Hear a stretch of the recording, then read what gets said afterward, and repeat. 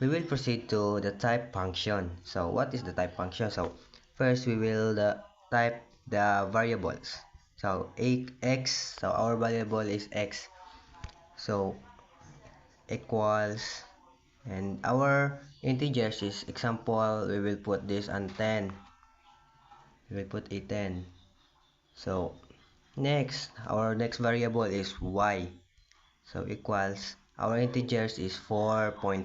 So that's, so ito yung gagamitin natin para ma-print yung ating code. So example, print type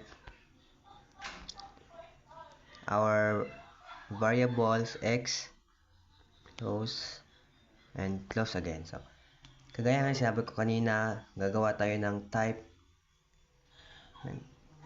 format para sa ating code. So next, so print type x. So let's try. So this is our output, class single quote int and single quote. Then the second is class single quote float and single quote. So baka may nagtatanong sa inyo kung bakit yung isa ay int at saka yung isa is float, na pareho na number lang naman yung ginagamit natin sa integer. So sa totoo lang,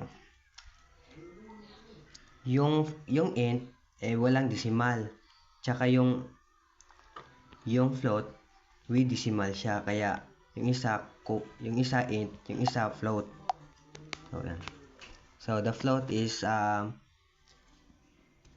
decimal number, tapos yung int is normal lang.